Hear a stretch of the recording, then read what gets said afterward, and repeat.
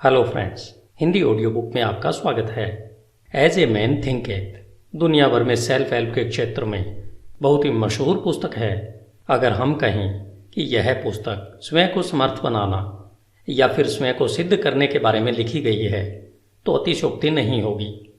यह छोटी सी पुस्तक हमें यह बताने के साथ साथ कि हम महान बन सकते हैं, हमें महान बनने में एक टूल की तरह काम करती है। सत्य हमें उन सीमाओं से मुक्त कर सकता है, वह हमारे जीवन को बदल सकता है जिनसे हम घिरे हुए हैं। सत्य तब बहुत ही शक्तिशाली होता है जब इसे साधारण भाषा में आसान तरीके से पेश किया जाता है। जेम्स एलन हमें इस पुस्तक के माध्यम से स्पष्ट रूप से दिखाते हैं कि कैसे हम उस चाबी रूपी ज्ञान का प्रयोग करके जिस सफलता की हम कल्पना करते हैं उस महानतम सफलता को और उसे प्राप्त करने के तरीकों को खोल सकते हैं। इस पुस्तक को 7 अध्यायों में लिखा गया है जो बेहद सुंदर तरीके से एक दूसरे से जुड़े हुए हैं। जैसे पहला अध्याय है विचार और चरित्र, दूसरा अध्याय परिस्थितियों पर विचार का प्रभाव व तीसरा अध्याय है शरीर और स्वास्थ्य पर विचार का प्रभाव। इसी तरह से यह लयबद्ध तरीके से आगे बढ़ती है, वह आपको विचार शक्ति का पूरा परिचय करवाती है। यह पुस्तक आपको यह बताती है कि किस तरह हम अपने विचार रूपी यंत्र का प्रयोग कर सकते हैं। जेम्स कहते हैं कि हम वास्तव में वही हैं जो हम सोचते हैं। हमारा चरित्र हमारे विचारों का फल है। आप अपने भाग्य के निर्माता हैं। यह नियम परम सत्य है कि जो खोजेंगे उन्हें मिलेगा, जो दस्तक देंगे उनके लिए दरवाजे खुलेंगे, क्योंकि धैर्य, अभ्यास और निरंतर दृढ़ता के माध्यम से ही आप ज्ञान के मंदिर में दाखिल हो सकते हैं। जेम्स आगे कहते हैं कि आप तब तक परिस्थितियों के द्वारा नियंत्रित रहेंगे जब तक यह सोचते रहेंगे कि हम बाहरी परिस्थितियों से नियंत्रित होने वाले हैं। आपने अगर नेपोलियन हिल के द्वारा लिखित पुस्तक थिंक एंड ग्रो रिच पढ़ी है तो आपने महसूस किया होगा कि विचार की शक्ति कितनी महान है। विचार की शक्ति के माध्यम से क्या कुछ नहीं किया जा सकता है। जेम्स के सूत्रों को और अधिक समझने के लिए हमें इस पुस्तक को भी पढ़ना या इसकी ऑडियो बुक सुननी चाहिए।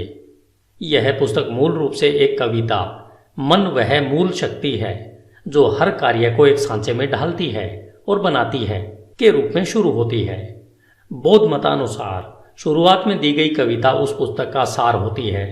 अगर आप उस कविता को समझ लेते हैं तो मान लीजिए आपने उस पुस्तक के सार को समझ लिया है और उसमें दी गई एक ऐसी चाबी को खोज लिया है जो आपकी प्रतिभा, शक्ति और जादू के ताले को खोल सकती है। जेम्स एलन द्वारा लिखित पुस्तक एज ए मैन थिंकेथ का एक उपहार के रूप में आनंद लें। यह छोटी सी पुस्तक अपने आप में एक महान खजाना लिए हुए आपके सामने है। धन्यवाद। HindiAudiobook.com। आपका दिन शुभ हो। Hello friends, Hindi audio book में आपका स्वागत है। आज हम जेम्स एलन के द्वारा लिखित पुस्तक एज ए मैन थिंकेथ सुन रहे हैं। जेम्स एलन का जन्म सन 1864 में इंग्लैंड के लिसेस्टर में हुआ था। उनके पिता का देहांत उनके बचपन में ही हो गया था, जिससे उन पर व उनके परिवार पर मुश्किलों का पहाड़ सा टूट पड़ा था। ऐसी परिस्थितियों में उन्हें मात्र 15 साल की आयु में ही पढ़ाई बीच में ही छोड़नी पड़ी थी। साल 1902 तक आते आते उन्होंने फैसला किया कि अब वे केवल लिखने का ही कार्य करेंगे। इस दौरान उन्होंने अपने लेखन कार्य को कॉन्ट्रैक्टर्स के माध्यम से भी किया। अपनी पहली पुस्तक फ्रॉम पॉवर्टी टू पावर पूरी करने के बाद वे इंफ्राकॉम, जो कि इंग्लैंड का दक्षिणी पश्चिम तट है, वहां पर आकर बस गए थे। जेम्स वहां अपनी मृत्यु पर्यंत साल 1912 तक रहे। जेम्स एलन ने अपने जीवन में 19 बेहद सफल व ज्ञानवर्धक पुस्तकें लिखी हैं। आज आप जिस पुस्तक एज ए मैन थिंकेथ को सुनने जा रहे हैं यह उनकी सर्वश्रेष्ठ पुस्तक मानी जाती है। यह पुस्तक विचार की शक्ति पर एक निबंध नहीं है, बल्कि ध्यान, खोज और अनुभव का बहुआयामी फल है। यह पुस्तक सभी स्त्रियों और पुरुषों को इस सत्य को खोजने में मदद करने की कुंजी है कि वे स्वयं खुद के निर्माता हैं। वे अपने सुख दुख व ज्ञान अज्ञान के मुख्य शिल्पकार उनके खुद के विचार ही होते हैं। इनका निर्माता उनका खुद का मन ही होता है। James Allen, Ilfracombe, England. अध्याय 1 विचार और चरित्र। HindiAudiobook.com। हम वैसे ही हैं जैसा हम अपने मन में सोचते हैं।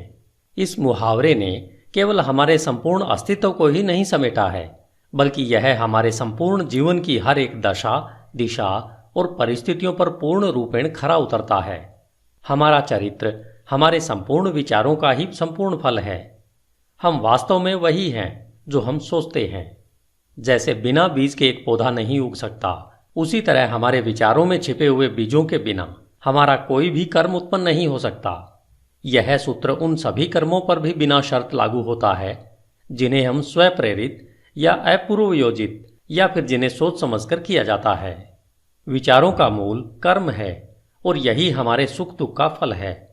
अतः हम जो भी फल पाते हैं, चाहे वो मीठे हों या कड़वे, ये सभी हमारे विचारों का ही परिणाम होते हैं। हम आज जो भी हैं वह सब हमारे मन में उत्पन्न होने वाले विचारों के द्वारा रचित और निर्मित हैं। यदि हम अपने मन में अज्ञान से ओत प्रोत बुरे विचारों को पनपने देते हैं और सदा उन्हें ही पालते रहते हैं, तो हम अपनी ओर दुख व दर्द को ही आकर्षित कर रहे हैं और जल्द ही हम दुख से घिरे होंगे, जो हमारे बुरे विचारों का ही परिणाम होगा। इसके विपरीत यदि हमारे मन में हम स्वस्थ और हितकर विचार रखेंगे, तो आनंद और सुख हमारा उसी तरह पीछा करेंगे जैसे धूप में परछाई हमारा पीछा करती है। पुरुष और स्त्री किसी नियम के द्वारा कौशल से रची रचना नहीं है, बल्कि ये तो एक उन्नति है। विचारों का जितना प्रभाव पूर्ण और दृढ़ परलोक में है, उतना ही प्रभाव इस भौतिक जगत में भी है।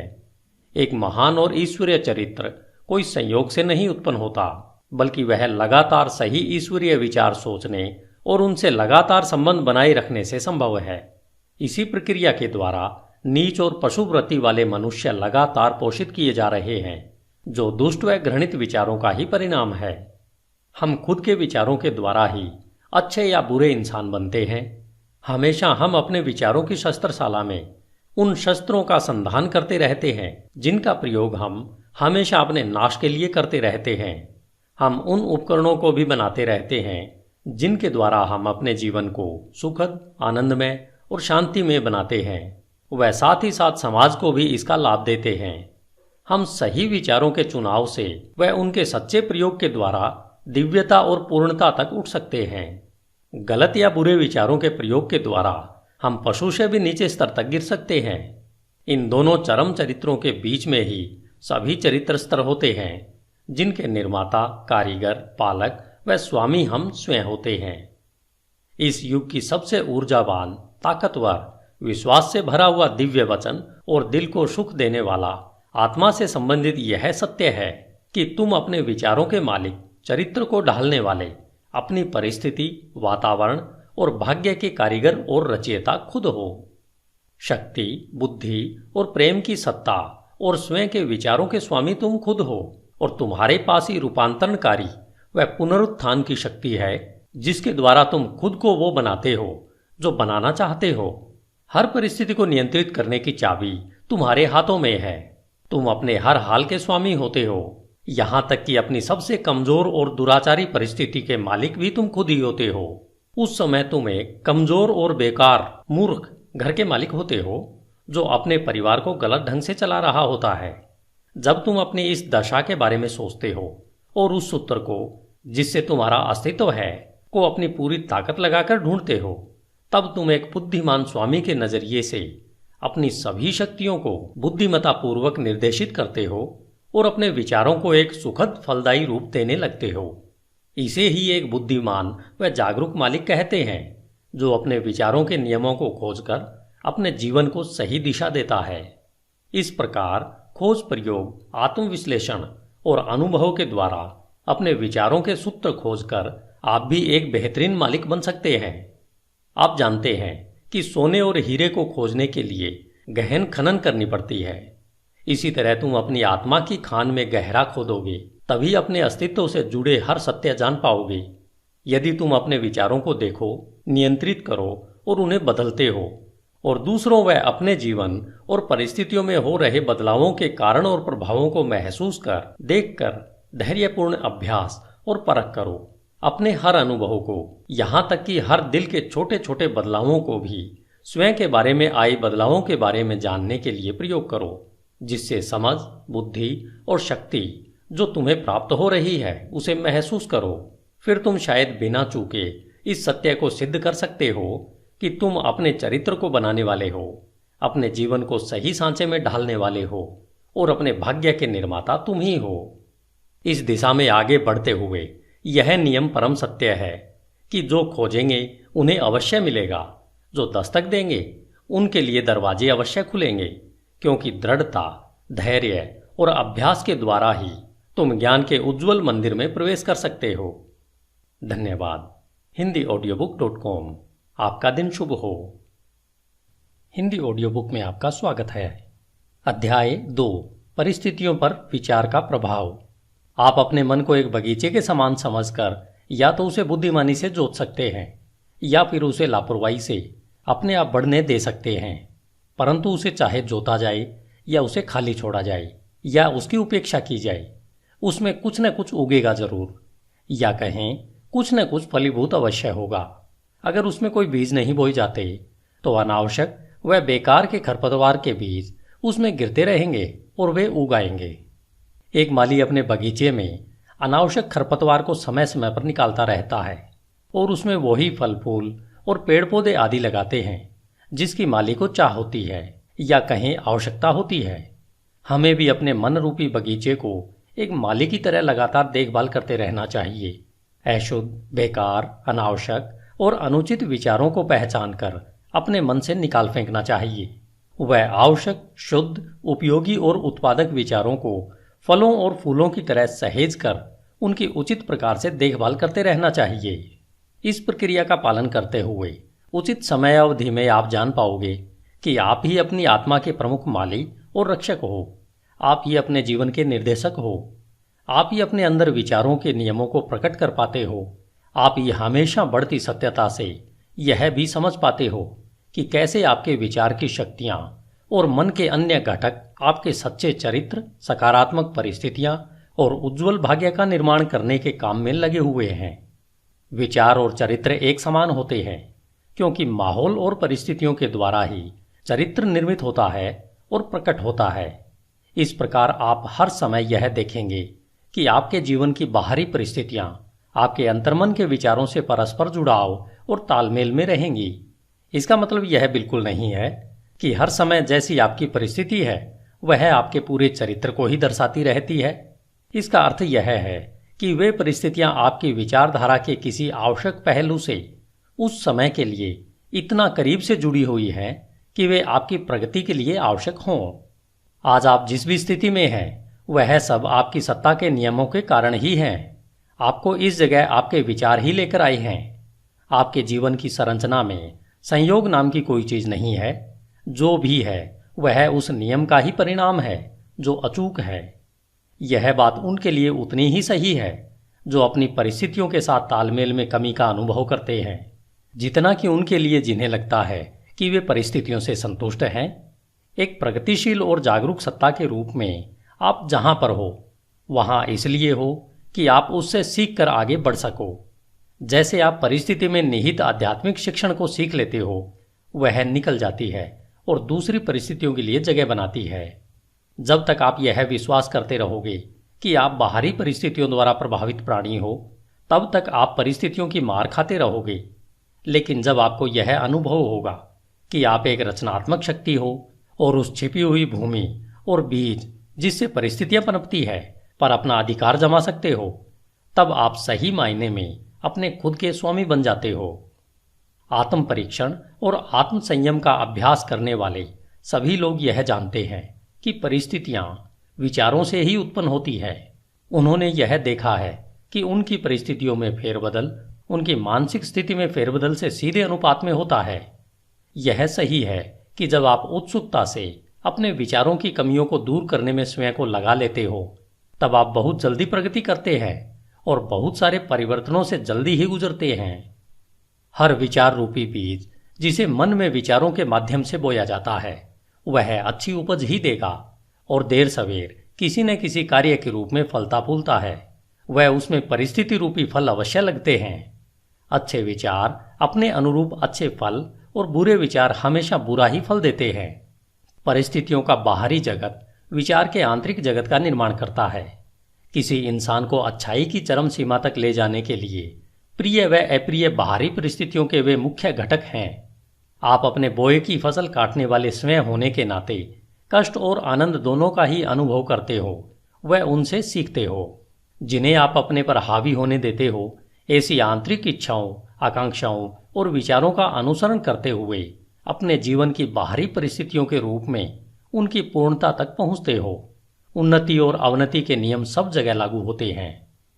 कोई भी व्यक्ति जब अवनति के निचले स्तर पर या जेल जाता है तो परिस्थिति की क्रूरता के कारण नहीं, बल्कि अपने तुच्छ विचारों और निम्नतम इच्छाओं के द्वारा जाता है। एक सच्चे मन वाला व्यक्ति एकाएक ही किसी बाहरी शक्ति के दबाव में आकर अपराध से नहीं घिर जाता। उसके मन में आपराधिक सूक्ष्म विचार गुप्त रूप से पनप रहा होता है, जो अवसर मिलते ही अपनी पूरी शक्ति से प्रकट होता है। परिस्थितियां व्यक्ति को नहीं बनाती, बल्कि उस व्यक्ति का विचार जैसा है उसके लिए वैसी परिस्थिति प्रकट करती है। सिवाय हमारे स्वयं के बुरे इरादों के ऐसी कोई भी परिस्थिति नहीं होती जो हमें बुराइयों या कष्ट की ओर नीचे ले जा सके। इसी प्रकार ऐसी भी कोई स्थिति नहीं हो सकती जो हमारी बिना अच्छी और सफल आकांक्षाओं को निरंतर उपजाए हमें पुण्य, सफलता और उससे जुड़े आनंद की ओर ऊपर न उठाए। इस प्रकार से हम यह जान जाते हैं कि अपने विचारों के स्वामी होने के नाते हम स्वयं को बनाते हैं, अपनी परिस्थितियों और वातावरण को आकार देते हैं और उसके रचयिता भी हम ही होते हैं। हम जो चाहते हैं उसे आकर्षित नहीं करते, बल्कि हम उसे अपनी ओर आकर्षित करते हैं जो हम हैं। हमारी महत्वाकांक्षाएं, हमारी पसंद और हमारी इच्छाएं कदम कदम पर निष्फल होती रहती हैं। हमारे आंतरिक विचार और इच्छाएं स्वयं की खुराक, जो चाहे अच्छा हो या बुरा, उसी के द्वारा पोषित होती है। वह दिव्यता जो हमें आकार देती है वह हमारी आत्मा है जो हमारे अंतर्मन में है। हम स्वयं के द्वारा ही बंदी बनाए गए होते हैं। हमारे स्वयं के विचार और कर्म हमारे भाग्य के जेलर हैं। यदि वे तुच्छ हैं तो हमें बंदी बनाते हैं, और अगर वे अच्छे हैं तो हमें मुक्त करते हैं। आपने कभी न कभी यह महसूस अवश्य किया होगा कि हमें वह नहीं मिलता जिसकी हम इच्छा करते हैं या जिसके लिए प्रार्थना करते हैं, लेकिन आपको पता है कि हमें वह मिलता है जो हम सही तरीके से कमाते हैं, क्योंकि हमारी इच्छाएं और प्रार्थनाएं तभी पूर्ण होती हैं जब वे हमारे विचारों और कर्म से तालमेल में होती हैं। इस दृष्टिकोण से देखें तो परिस्थितियों से लड़ने का हमारे जीवन में क्या अर्थ है? इसका सीधा सा अर्थ है कि हम हमेशा बाहरी प्रभावों से लड़ते रहते हैं, वह साथ ही साथ उसके कारणों को अपने मन में पोषित व संरक्षित करते रहते हैं। यह कारण या तो जागरूक बुराई या फिर अजागरूक कमजोरी का रूप धारण कर लेता है, लेकिन चाहे वह जो कुछ भी हो, वह धारण करने वाले के प्रयत्नों को दृढ़ता से रोकता है और किसी हल को खोजने को मजबूर करता है। हम में से ज्यादातर लोग अपनी परिस्थितियों में सुधार लाना चाहते हैं, परंतु स्वयं में बिल्कुल भी सुधार नहीं लाना चाहते, और इसलिए हम बंधन में रहते हैं। यदि हम सच्चे आत्म परीक्षण से मुंह नहीं छिपाएं तो हम कभी भी वह पाने से वंचित नहीं होंगे जो हमारा दिल चाहता है। यह सभी भौतिक विषयों के लिए उतना ही सही है जितना कि दैवी विषयों के लिए। यदि हम केवल संपत्ति प्राप्त करना चाहते हैं तो अपने लक्ष्य को पाने से पहले हमें अपने महान व्यक्तिगत त्याग करने के लिए तैयार होना चाहिए, और हम में से वे सशक्त और शांत जीवन चाहते हैं उनके लिए तो कितना और कुछ करना होगा। कुछ लोग जो गरीबी से बाहर निकलना चाहते हैं वे हमेशा इस बात के लिए व्याकुल रहते हैं कि उनके आसपास का माहौल और घरेलू सुख सुविधाएं सुधरने चाहिए, लेकिन इन परिस्थितियों को बदलने के लिए किए जाने वाले काम से जी चुराते रहते हैं। वे मानते हैं कि अपने मालिक जहां वे काम करते हैं उसे धोखा देते रहते हैं, क्योंकि उन्हें लगता है कि उन्हें बहुत कम तनख्वाह मिलती है, इसलिए वे जो कर रहे हैं वह सही है। ये लोग इस साधारण से मूलभूत सिद्धांत को नहीं समझ पा रहे हैं जो कि सच्ची समृद्धि का आधार है, और न केवल अपनी गरीब स्थिति से बाहर निकलने के लिए योग्य हैं, बल्कि बुरी परिस्थितियों के बारे में सोच सोचकर उसे वास्तव में अपने जीवन में आकर्षित कर लेते हैं। ऐसे लोग कमजोर, आलसी और हमेशा भ्रमित विचारों में जी रहे होते हैं। कुछ अमीर लोग हैं जो पेटुपन की वजह से लगातार दर्दनाक बीमारियों से ग्रस्त हैं। वे इन बीमारियों से छुटकारा पाने के लिए ढेर सारा पैसा खर्च तो करना चाहते हैं, परंतु ज्यादा खाने की आदत को बदलने के लिए तैयार नहीं है। वे ज्यादातर चटपटे और मजेदार खाने की अपनी इच्छा को हमेशा संतुष्ट करना चाहते हैं और अच्छा स्वास्थ्य भी चाहते हैं।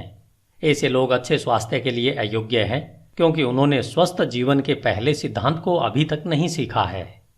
कुछ मालिक हैं जो गलत रास्ते से धन कमाकर अमीर और ज्यादा अमीर होना चाहते हैं, जिसके लिए वे चालाकी से सही वेतन न देकर ज्यादा काम करवाना चाहते हैं।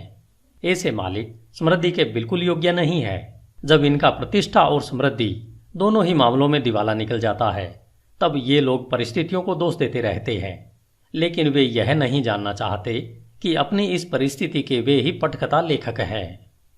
ये 3 उदाहरण मात्र इस सत्य को बताने के लिए कहे गए हैं कि लोग अपनी परिस्थितियों को बिना जाने निरंतर उन विचारों और इच्छाओं को प्रोत्साहित कर रहे हैं जो उन अच्छे फल से संभवतः तालमेल नहीं खाते हैं जो वे चाहते हैं।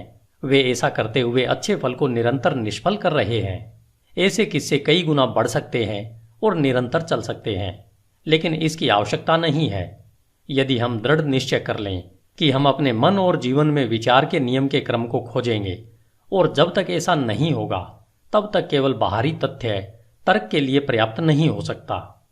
परिस्थितियां फिर भी इतनी जटिल है, विचार इतना गहराई से बैठा है और व्यक्ति व्यक्ति में प्रसन्नता की अवस्था इतनी भिन्न है कि हमारी समस्त आत्मदशा, जो हमें पता है, केवल जीवन के बाहरी पहलू के तहत किसी के द्वारा आंकी नहीं जा सकती है। कोई व्यक्ति किन्हीं कार्यों में ईमानदार हो सकता है परंतु अभावग्रस्त है, जबकि दूसरा व्यक्ति कई कार्यों में बेईमान हो सकता है फिर भी खूब संपत्ति हासिल करता है। और इसका अधिकतर मतलब निकाला जाता है कि कोई व्यक्ति इसलिए असफल होता है क्योंकि वह ईमानदार है और दूसरा व्यक्ति इसलिए सफल है कि वह बेईमान है। और यह सतही निर्णय के फलस्वरूप होता है, जो यह मान लेता है कि बेईमान व्यक्ति लगभग पूरी तरह से भ्रष्ट है और ईमानदार व्यक्ति लगभग पूरी तरह से पुण्यात्मा है। गहन ज्ञान और विस्तृत अनुभव के आधार पर यह निर्णय गलत माना जाता है। बेईमान व्यक्ति में भी कुछ ऐसे प्रशंसनीय गुण हो सकते हैं जो दूसरों में नहीं है, और ईमानदार व्यक्ति में कुछ ऐसे दुर्गुण हो सकते हैं, चाहे सूक्ष्म ही क्यों न हो, जो दूसरों में नहीं होते हैं। ईमानदार व्यक्ति अच्छे विचारों और कर्मों के कारण अच्छा फल पाते हैं, परंतु अपने दुर्गुणों के कारण कष्ट का भी अनुभव करते हैं। बेईमान व्यक्ति उसी तरह से कष्ट या हर्ष का अनुभव करता है। मानव अहम को यह मानना अच्छा लगता है कि व्यक्ति अपने सद्गुणों के कारण कष्ट में होता है, परंतु जब तक हम अपने मन से हर रोगी, कटु और अशुद्ध विचार को निकाल नहीं फेंकते हैं और अपनी आत्मा से हर अस्वस्थ दाग को साफ नहीं कर देते हैं, तब तक हम उस स्थिति में नहीं हो सकते हैं जहां हम यह जान पाएं और घोषित कर पाएं कि हमारा कष्ट हमारे बुरे विचारों के कारण है, न कि हमारे अच्छे गुणों के फलस्वरूप है। उस परम पूर्णता के पथ पर पहुंचने से बहुत पहले हमें अपने जीवन और मन में कार्यशील उस महान नियम का पता चल जाएगा जो पूर्णतः न्याय संगत है, जो बुरे के बदले अच्छा या अच्छे के बदले बुरा नहीं देगा।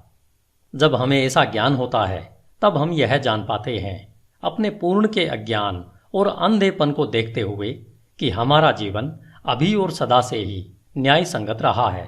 हमारे पूर्व के सारे अच्छे या बुरे अनुभव हमारे विकसित होते हुए फिर भी अविकसित आत्मा के ही उचित परिणाम है। अच्छे विचार और कर्म कभी भी बुरे परिणाम नहीं दे सकते, और इसके विपरीत भी इतना ही सही है कि बुरे विचार और कर्म कभी अच्छे सुखद परिणाम नहीं दे सकते। हम प्रकृति जगत में इस नियम को भलीभांति जानते हैं और समझते हैं।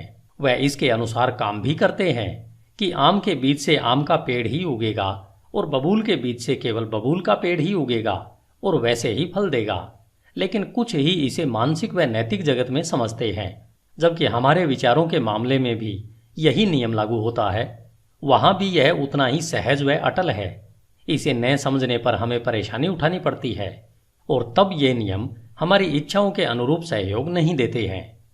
कष्ट व पीड़ा गलत दिशा में लगाए गए गलत विचारों का प्रभाव है। यह एक संकेत है कि हमारा अपने आप से, अपने अस्तित्व के नियम से तालमेल नहीं रहा है। कष्ट का एकमात्र और उच्चतम कार्य है शुद्धि करना। वह सब जो बेकार और अशुद्ध है उसे जला देना।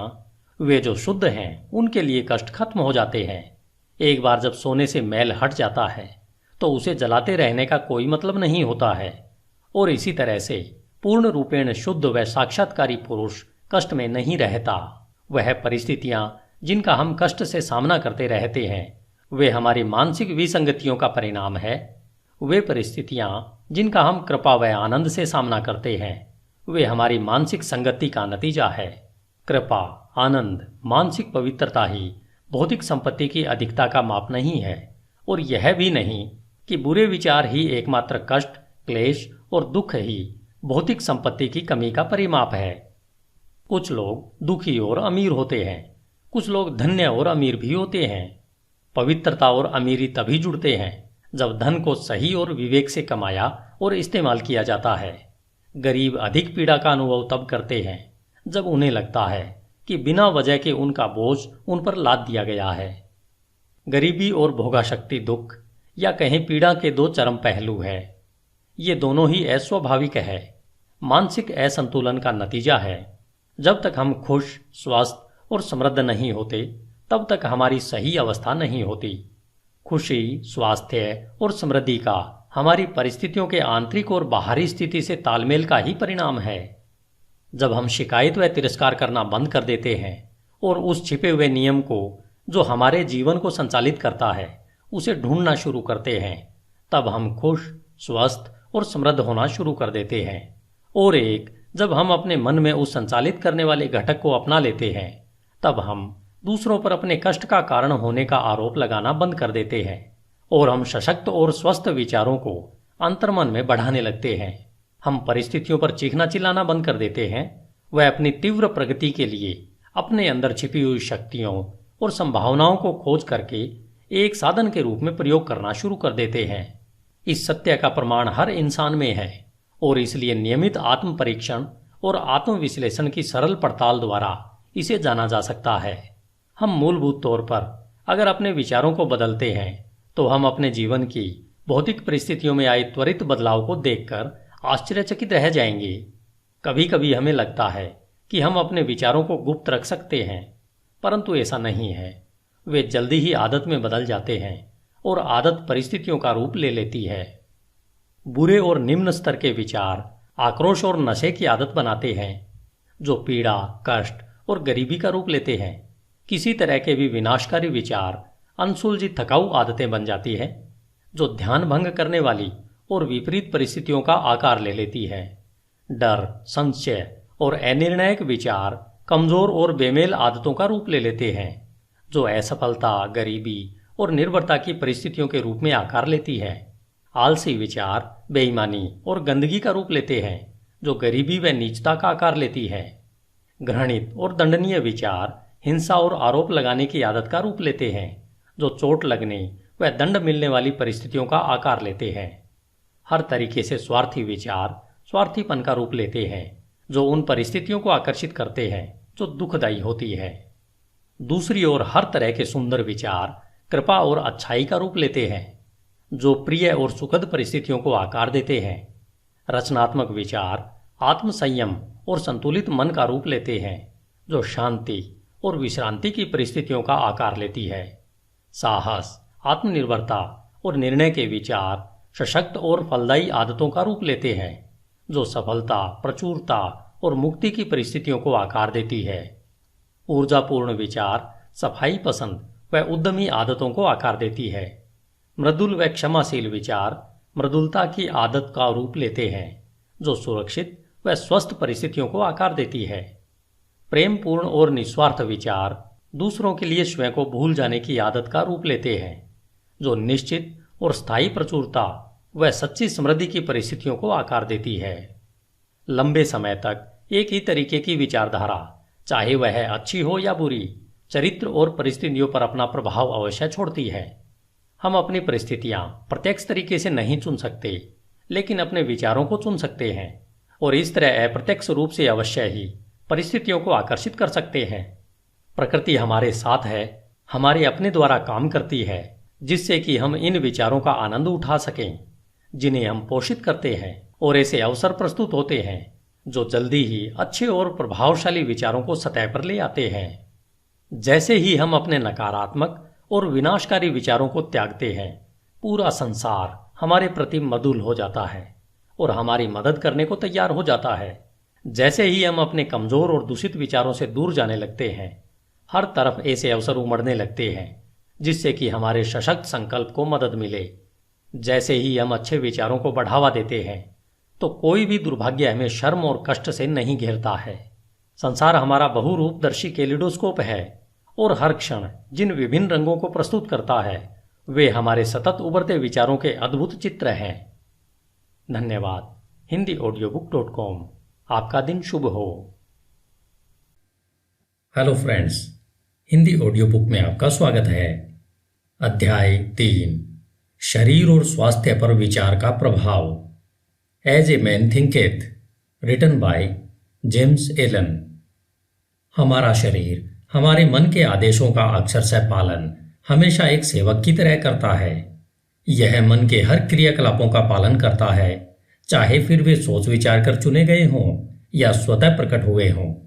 मन के दूषित, नकारात्मक व बुरे विचारों के कारण हमारा शरीर बीमार पड़ जाता है, जिससे हम पतन की ओर अग्रसर होते हैं। और अगर हमारे मन में खुश, सुंदर, स्वस्थ और सकारात्मक विचार हैं तो इनकी आज्ञा पर हमारा शरीर सुंदर, सफल और यौवन से भरपूर सुसज्जित हो जाता है। रोग और स्वास्थ्य की भी परिस्थितियों की तरह हमारे विचारों में जड़ें होती है। रोगग्रस्त विचार अपने लिए आपके शरीर को बीमार बना लेंगे। समय समय पर हुई रिसर्च में यह पाया गया है कि डर के विचार व्यक्ति को उतनी ही जल्दी मार डालते हैं जितनी जल्दी एक बंदूक की बुलेट। वे लाखों लोगों को निरंतर इसी तरह धीरे धीरे मार रहे हैं। जो लोग किसी जानी पहचानी या अनजान बीमारी के डर में रहते हैं, बीमारी उन्हें देर सवेर अपनी पकड़ में ले ही लेती है। बीमारी की यह चिंता जल्द ही पूरे शरीर को निरुत्साहित कर देती है और रोग को शरीर में प्रवेश करवाने के लिए इसे कमजोर बना देती है। नकारात्मक व अशुद्ध विचार चाहे शारीरिक तौर पर प्रहार न करे, लेकिन नाड़ी मंडल पर नकारात्मक प्रभाव अवश्य डालते हैं और उन्हें कमजोर कर देते हैं। सुंदर, सकारात्मक, शुद्ध व प्रसन्न विचार शरीर को जोश और लावण्य से सुसज्जित करते हैं। शरीर नाजुक और ढलने वाला यंत्र है। यह उन विचारों पर तत्काल प्रतिक्रिया करता है जो उस पर प्रभाव डालते हैं। आपके विचार करने की आदत के कारण विचार किए गए विचारों का प्रभाव आपके शरीर पर अवश्य पड़ता है। चाहे आपने अच्छे या बुरे पर विचार किया हो, प्रभाव अवश्य पड़ेगा। जब तक लोग नकारात्मक विचारों को फैलाते रहेंगे, तब तक उनमें अशुद्ध और जहरीला रक्त बहता रहेगा। शुद्ध हृदय और मनन से शुद्ध जीवन और शुद्ध शरीर उत्पन्न होता है। दूषित व नकारात्मक मन से दूषित व नकारात्मक शरीर व जीवन ही उत्पन्न होते हैं। विचार ही कर्म, जीवन और प्रकटीकरण का स्रोत है। स्रोत को अगर शुद्ध करेंगे तो सब शुद्ध हो जाएगा। अच्छे स्वास्थ्य की चाहत में जो लोग भोजन का तरीका या शैली बदलते हैं, यह तब तक उनकी मदद नहीं करेगा जब तक वे अपने विचारों को नहीं बदल लेते हैं। जब हमारे विचार शुद्ध होंगे तब हमें अशुद्ध भोजन की चाह ही नहीं रह जाएगी। जिन्होंने अपने विचारों को सशक्त व शुद्ध किया है, उन्हें किसी भी हानिकारक जीव से डरने की आवश्यकता नहीं है। स्वस्थ विचार स्वस्थ आदतें बनाते हैं। यदि आप शरीर को पूर्ण स्वस्थ रखना चाहते हो तो अपने मन की रक्षा करो। यदि आप अपने शरीर का नवीनीकरण करना चाहते हो तो मन को सुंदर बनाओ। दुर्भावना, ईर्ष्या, निराशा, नकारात्मकता और उदासी के विचार शरीर के स्वास्थ्य और उसकी चमक को लूट लेते हैं। चिड़चिड़ा चेहरा एकाएक नहीं बनता है, वह उग्र विचारों से बनता है। झुर्रियां जो चेहरे पर खराब दिखती हैं, वे मूर्खता, पीड़ा और घमंड के कारण उत्पन्न होती है। आप अवश्य ही किसी न किसी ऐसे बूढ़े चेहरे को जानते होंगे जो तेजस्वी और एक छोटे बच्चे की तरह मुस्कुराहट के साथ चमक से भरा हुआ होगा। और ऐसे चेहरे भी आप अवश्य देखते होंगे जो निराशा की झुर्रियों के कारण उम्र से पहले ही बूढ़े दिखाई देने लगे होंगे। एक चेहरा खुशी व सकारात्मकता का व दूसरा चेहरा नकारात्मकता व बुरे निराशाजनक विचारों का परिणाम है। एक सशक्त शरीर, चमकीला, खुश और शांत चेहरा तब तक ही रह सकता है जब तक आप अपने मन में हर्ष, सद्भावना और शांत विचारों को आने की खुली छूट देते हो। बुजुर्ग लोगों के चेहरों पर सहानुभूति की झुर्रियां होती है जो सशक्त और शुद्ध विचारों से बनती है, लेकिन बहुत सी नकारात्मक भावनाओं द्वारा भी बनती है। इनमें हम तब तक फर्क नहीं कर सकते जब तक उनके विचारों को न जान लें। जिन्होंने धर्मसंगत जीवन जिया है उनका जीवन एक अस्त होते सूर्य की तरह शांतिपूर्ण, स्तब्ध और मृदुल हो चुका होता है। हाल ही में मैंने एक दार्शनिक को उनकी मृत्यु शैया पर देखा। वो उम्र के अलावा बूढ़े नहीं थे। उनकी मृत्यु उतनी ही मीठी और शांतिपूर्ण थी जितना उनका जीवन था। शारीरिक बीमारियों को दूर भगाने के लिए खुश दिल विचारों से अच्छा कोई डॉक्टर नहीं है। दुख और शोक की काली परछाई को हटाने के लिए सद्भावना जैसी तसल्ली देने वाली कोई चीज नहीं हो सकती। सदा दूसरों के बारे में बुरा सोचना, द्वेष रखना, शक करना और ईर्ष्या के विचार रखना ऐसा ही है जैसा स्वनिर्मित जेल में रहना। परंतु सबके बारे में अच्छा सोचना, सबके साथ खुश रहना, धैर्य के साथ यह सीखना कि उनमें केवल अच्छाई ही देखना, ऐसे निस्वार्थ विचार स्वर्ग की ओर ले जाते हैं।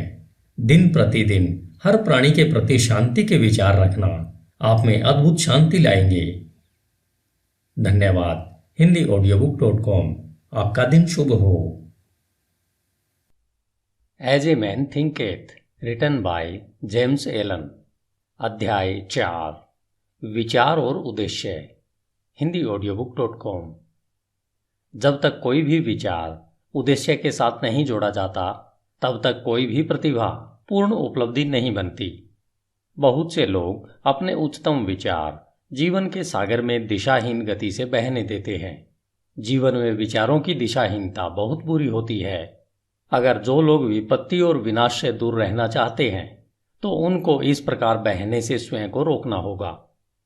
जिनके जीवन में कोई मुख्य उद्देश्य नहीं होता वे बहुत ही जल्दी तुच्छ चिंताओं, डर, परेशानियों और अपने प्रति दया रखने के भाव से ग्रस्त हो जाते हैं और ये सभी कमजोरी के लक्षण होते हैं। ये ठीक वैसे ही असफलता, अप्रसन्नता और कमी की ओर ले जाते हैं जैसे सोच समझकर आयोजित किए गए अपराध होते हैं, क्योंकि कमजोरी शक्ति विकसित करने के ब्रह्मांड में टिक नहीं सकती। हमें एक न्यायसंगत उद्देश्य के बारे में विचार करना चाहिए। वह उसे यथार्थ बनाने के लिए कार्यशील होना चाहिए। हमें अपने उद्देश्य को विचारों के केंद्र में रखना चाहिए।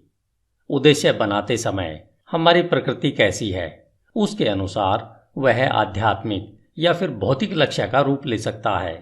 परंतु वह जो भी हो, हमें उस उद्देश्य पर दृढ़ता से अपनी विचार शक्ति को केंद्रित करना चाहिए। हमें इस उद्देश्य को अपना उच्चतम कर्तव्य बनाकर उसकी प्रगति के लिए स्वयं को समर्पित कर देना चाहिए।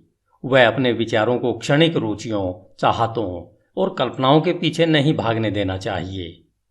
यह आत्मसंयम का राजसी मार्ग है और विचार की सच्ची एकाग्रता है।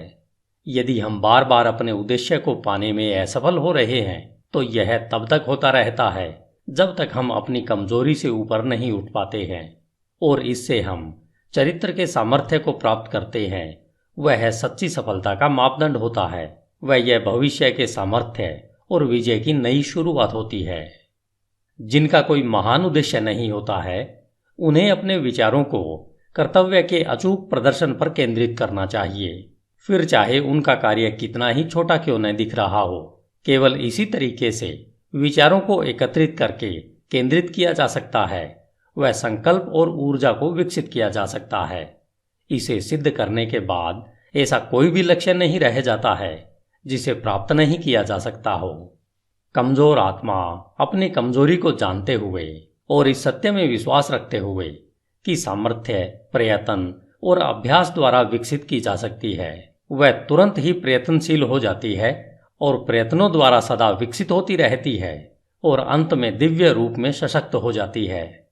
जैसे शारीरिक तौर पर कमजोर लोग सतर्क और धैर्यपूर्ण प्रशिक्षण द्वारा अपने आप को सशक्त बना सकते हैं, वैसे ही कमजोर विचार वाले लोग सही सोच का अभ्यास करके अपने आप को सशक्त बना सकते हैं। दिशाहीनता व कमजोरी को दूर करके किसी भी उद्देश्य के साथ सोचना उन सशक्त लोगों की श्रेणी में पहुंचना है जो कि सफलता प्राप्ति के लिए एक मार्ग के रूप में पहचानते हैं और जो सब परिस्थितियों को अपने अनुकूल बनाते हैं और जिनके विचार सशक्त हैं, वे बिना किसी डर से कोशिश करते हैं और कुशलता से उसे प्राप्त करते हैं। अपने लक्ष्य निर्धारण के बाद हमें मानसिक तौर पर उसको प्राप्त करने का एक सीधा मार्ग बिना दाएं बाएं देखे तैयार करना चाहिए। अपने अंदर छुपे हुए संशय व डर को शक्ति से निकाल फेंकना चाहिए। ये वे विच्छेदक तत्व हैं जो प्रयत्न की सीधी रेखा को तोड़कर उसे तिरछा, अप्रभावी व बेकार बना देते हैं। संशय और डर के भाव के विचारों से कभी कुछ भला नहीं हो सकता है। वे हरदम असफलता की ओर ले जाते हैं। उद्देश्य, ऊर्जा, करने की शक्ति और सभी सशक्त विचार तब रुक जाते हैं जब मन में संशय और डर के विचार घुस जाते हैं। कुछ करने की इच्छा इस ज्ञान से उभरती है कि हम कुछ कर सकते हैं। संशय और भय ज्ञान के सबसे बड़े शत्रु हैं और वह लोग जो उसे बढ़ावा देते हैं उन्हें मारते नहीं, बल्कि वे हर कदम पर निष्फल होते रहते हैं। जिन्होंने संशय और भय पर विजय पा ली है उन्होंने असफलता को जीत लिया है। उनका हर विचार सामर्थ्य से जुड़ा हुआ है और सभी परेशानियों का साहस के साथ सामना कर उन्हें बुद्धिमानी से वश में किया जा सकता है। उनके उद्देश्य वातावरण के हिसाब से बोए जाते हैं और वे ऐसे फल फूल देते हैं जो समय से पहले नहीं गिर जाते हैं। बिना किसी भय के उद्देश्य से जुड़ा हुआ विचार रचनात्मक शक्ति बन जाता है। वे जो यह जानते हैं वे तैयार हैं भटकते विचारों और उतरते चढ़ते संवेदनाओं की गठरी से ज्यादा कुछ उच्चतम और सशक्त बनने के लिए जो यह करते हैं। अपने विचारों को अपने उद्देश्य के साथ जोड़ते हैं। वे अपनी मानसिक शक्ति के जागरूक और बुद्धिमान शासक बन जाते हैं। धन्यवाद। HindiAudiobook.com। आपका दिन शुभ हो।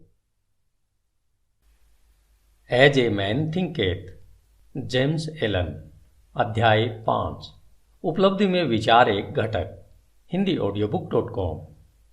आप जो भी पाते हो या पाने में असफल होते हैं तो यह सब आपके विचारों का सीधा सीधा नतीजा है। इस न्यायपूर्ण व्यवस्थित संसार में जहां संतुलन की कमी विनाश ला सकती है वहां व्यक्तिगत जिम्मेदारी अवश्य पूर्ण होनी चाहिए।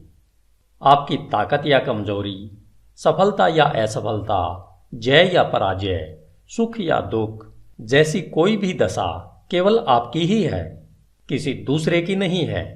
जैसा आप सोचते हैं वैसे ही आप हो। जैसा आप सोचते रहते हैं वैसे ही आप बन जाते हैं। सशक्त लोग कमजोर लोगों की मदद तब तक नहीं कर सकते जब तक कमजोर लोग मदद लेने के लिए तैयार नहीं होते। जिस मजबूती को वे दूसरों में देखते हैं उन्हें अपने प्रयत्नों के द्वारा उस सामर्थ्य को विकसित करना होगा।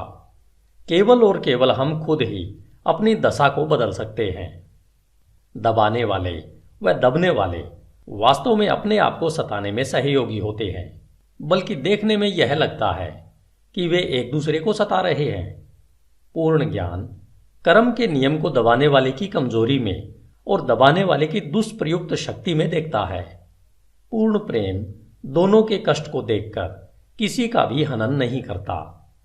पूर्ण करुणा दबाने वाले और दबने वाले दोनों को ही अपनाती है।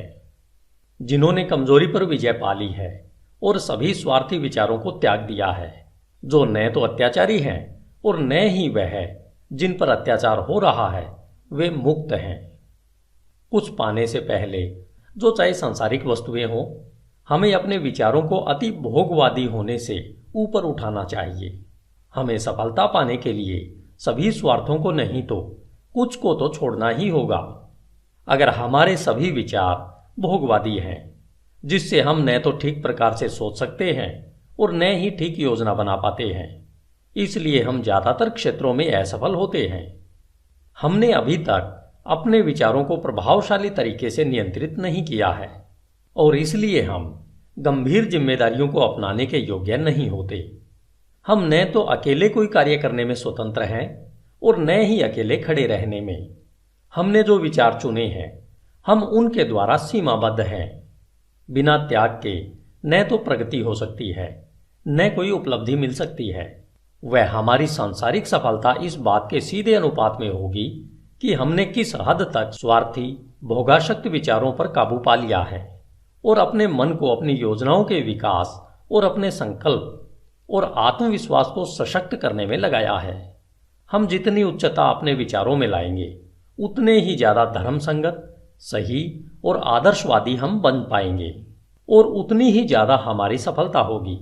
वह हमारी उपलब्धियां उतनी ही अधिक आशीर्वादित व स्थायी होंगी।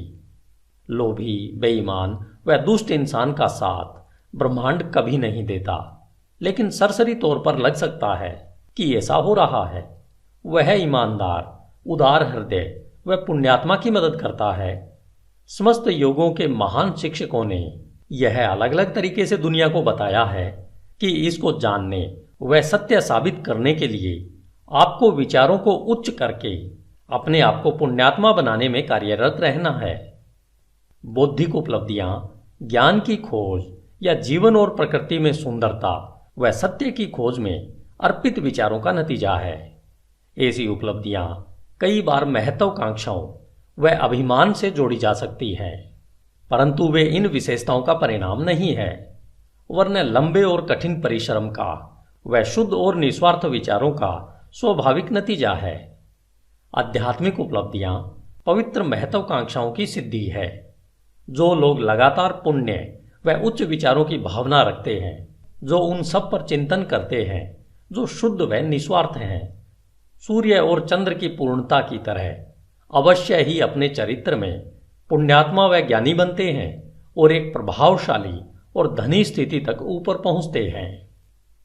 हम संसार में उच्च सफलता पा सकते हैं और आध्यात्मिक लोक में भी उच्च स्थिति तक उठ सकते हैं, और दंभी, स्वार्थी व दूषित विचारों को अपने में समाकर हम कमजोर और दुर्भाग्यशाली स्थिति में गिर सकते हैं।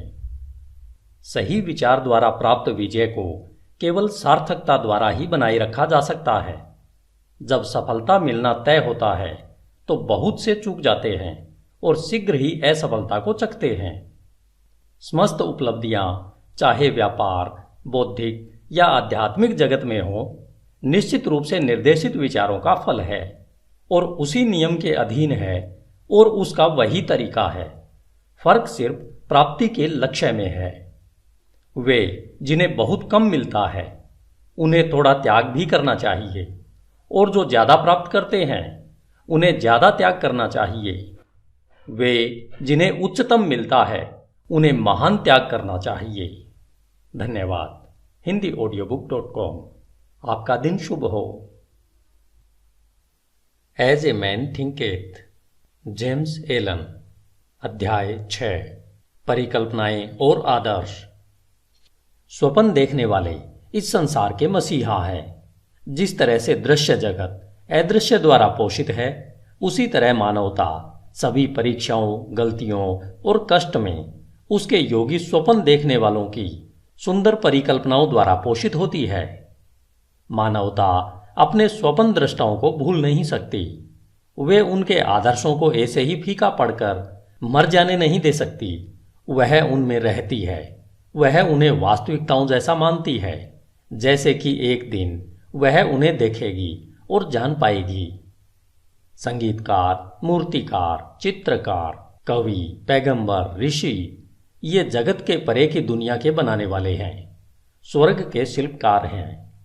यह जगत सुंदर है क्योंकि ये इसमें रहते हैं।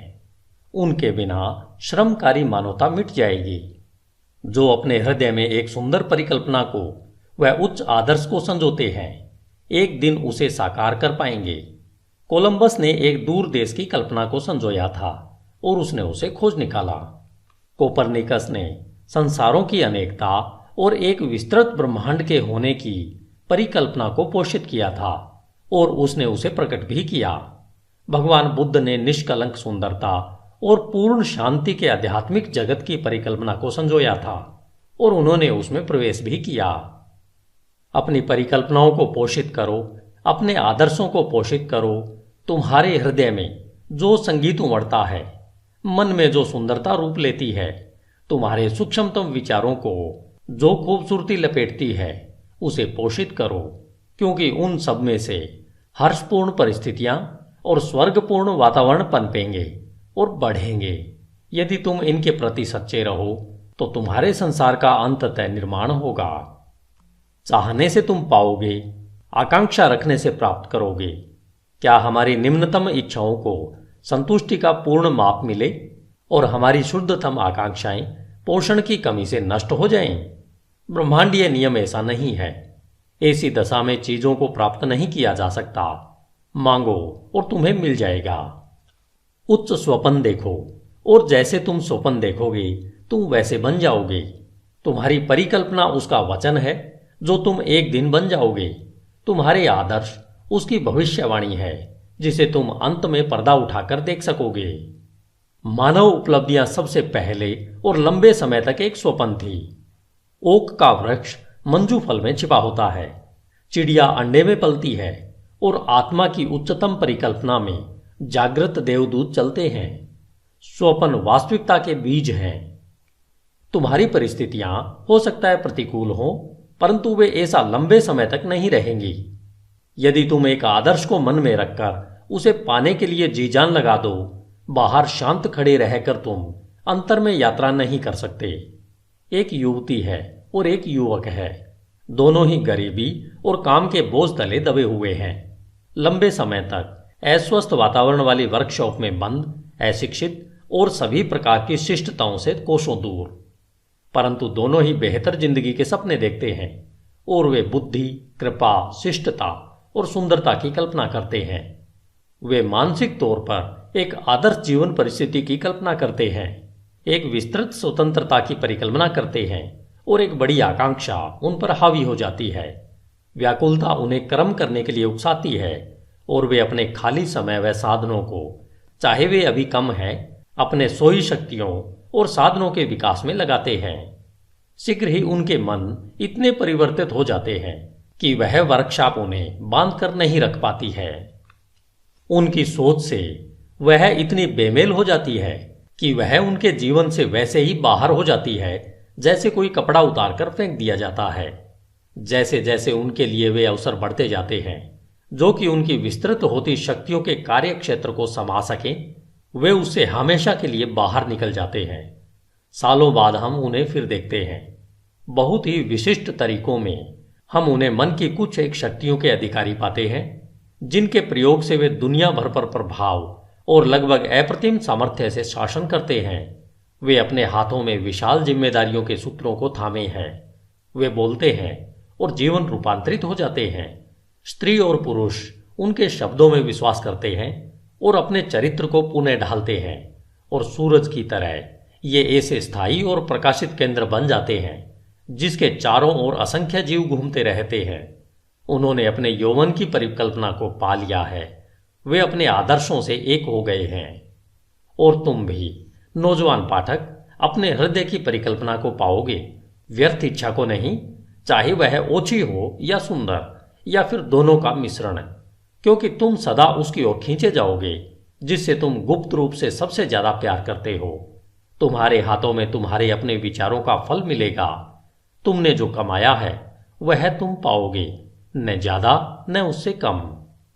तुम्हारे वर्तमान का वातावरण चाहे कैसा भी क्यों न हो, तुम्हारे विचारों, तुम्हारी परिकल्पना, तुम्हारे आदर्श द्वारा तुम या तो गिरोगे, वैसे ही रहोगे, या फिर उठोगे। तुम अपने नियंत्रित इच्छाओं जितना छोटे बन जाओगे या तुम अपनी प्रबल अभिलाषाओं जैसे महान बन जाओगे। स्टैंटन क्रिगहम डेविस के सुंदर शब्दों में, तुम बही खाते संभाल रहे हो और तुम अभी उन दरवाजों से बाहर निकलते हो जो इतने समय से तुम्हें लगता था कि तुम्हारे आदर्शों के लिए रुकावट थे, और अपने आप को श्रोताओं के सामने पाते हो। पेन अभी भी तुम्हारे कान पर अटका है, उंगलियों पर शाही के धब्बे हैं, और तभी उसी क्षण में तुम्हारे अंतर में प्रेरणा की वर्षा होने लगती है। तुम बकरियों को चरा रहे होते हो और शहर में घूमते हुए पहुंच जाते हो, फटे मुंह देहाती की तरह, और आत्मा के निर्भय मार्गदर्शन में तुम एक गुरु के आश्रम में पहुंच जाते हो। और एक समय के बाद वे कहते हैं, तुम्हें सिखाने के लिए मेरे पास और कुछ नहीं है। अब तुम स्वयं गुरु बन गए हो, जो थोड़े समय पहले तक बकरियां चराते हुए महान कार्यों के घटने के स्वप्न देखा करता था। बेपरवाह, अज्ञानी और आलसी केवल चीजों के लिए प्रत्यक्ष प्रभाव को देखते हुए, न कि स्वयं चीजों को, भाग्य, किस्मत और संयोग के बारे में बात करते हैं। किसी को धनवान बनता देखकर कहते हैं, कितना भाग्यशाली है। किसी को सुप्रसिद्ध विद्वान बनता देख वे आश्चर्य से कहते हैं, उस पर कितनी कृपा दृष्टि है। और किसी साधु प्रवृत्ति वाले व्यक्ति और उसका अन्य लोगों पर प्रभाव पड़ते देखकर वे टिप्पणी करते हैं, देखो किस्मत कैसे हर कदम पर उसका साथ दे रही है। वे उन परीक्षाओं, असफलताओं और संघर्ष को नहीं देखते जो इन स्त्री पुरुषों ने अनुभव पाने के लिए सहर्ष स्वीकारा है। उन्हें इनके द्वारा किए गए त्याग का, साहसिक प्रयत्न का और विश्वास जिसे उन्होंने अपनाया है का जरा सा भी ध्यान नहीं है, जिससे कि वे अलंध्य दिखने वाले लक्ष्य को प्राप्त कर सकें और अपने हृदय की परिकल्पना को पा सकें। उन्हें मन के अंधकार और दिल के टूटने का कोई एहसास नहीं होता। उन्हें केवल प्रकाश और प्रसन्नता दिखती है और वे उसे भाग्य कहते हैं। वे लंबी और कठिन यात्रा नहीं देखते, केवल सुखी परिणाम को देखते हैं और वे उसे सद्भाग्य कहते हैं। वे प्रक्रिया को नहीं समझते, केवल नतीजा देखते हैं और उसे संयोग कहते हैं। हर मानव कार्य में प्रयत्न है और फल भी है, और प्रयत्न कितना सशक्त है इसे फल से मापा जाता है। यह कोई संयोग नहीं है। कहे जाने वाले उपहार, शक्ति, भौतिक, बौद्धिक और आध्यात्मिक अधिकार प्रयत्न के हैं। वे पूर्ण किए हुए विचार हैं, प्राप्त किए हुए लक्ष्य हैं, साकार परिकल्पनाएं हैं। वह परिकल्पना जिसकी तुम अपने मन में प्रशंसा करते हो, वह आदर्श जिसे तुमने अपने हृदय में विराजित कर रखा है, उससे तुम अपने को बनाओगे और यही तुम बन जाओगे। धन्यवाद। HindiAudiobook.com। आपका दिन शुभ हो। As a man thinketh, James Allen. अध्याय 7, प्रशांति। HindiAudiobook.com।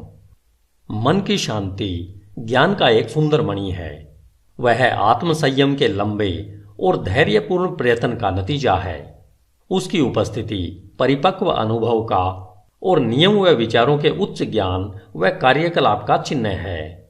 हम उसी मात्रा में शांत होते हैं जितना हम विचार विकसित अस्तित्व के रूप में स्वयं को समझते हैं, क्योंकि ऐसा ज्ञान विचार के फलस्वरूप निश्चित ही दूसरों को समझने की क्षमता रखता है।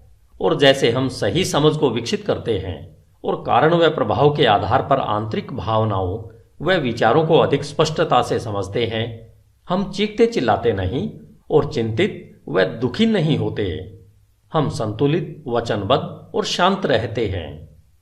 वे लोग जो शांत हैं, जिन्होंने स्वयं को नियंत्रित करना सीखा है, जानते हैं कि स्वयं को दूसरों के माफिक कैसे बनाया जाए, और ये दूसरे बदले में शांत लोगों की आध्यात्मिक सामर्थ्य का सम्मान करते हैं और यह सोचते हैं कि उससे सीख सकते हैं और उस पर भरोसा कर सकते हैं। जितने अधिक प्रशांत हम बन जाते हैं, उतनी अधिक हमारी सफलता, हमारा प्रभाव व अच्छाई के लिए हमारा सामर्थ्य होता है। उदाहरण के लिए, साधारण सी बिक्री करने वाले लोग भी जैसे जैसे अपने आत्मनियंत्रण और समभाव को बढ़ा देंगे, उनकी व्यावसायिक प्रचुरता बढ़ती जाएगी, क्योंकि लोग ऐसे लोगों के साथ ही काम करना पसंद करेंगे जिनका व्यवहार अच्छा व स्थिर है। सशक्त और शांत लोगों को सदा सम्मान मिलता है, वह उनसे प्यार किया जाता है। वे प्यासी भूमि में छांव देने वाले पेड़ या फिर तूफान में पनाह देने वाली चट्टान की तरह होते हैं। शांत हृदय, मीठा स्वभाव व संतुलित जीवन किसे पसंद नहीं है। इससे कोई फर्क नहीं पड़ता कि वर्षा होती है या सूरज चमकता है, या इन आशीर्वादों को पाने वालों के जीवन में क्या परिवर्तन आते हैं। वे हरदम मधुर और शांत रहते हैं।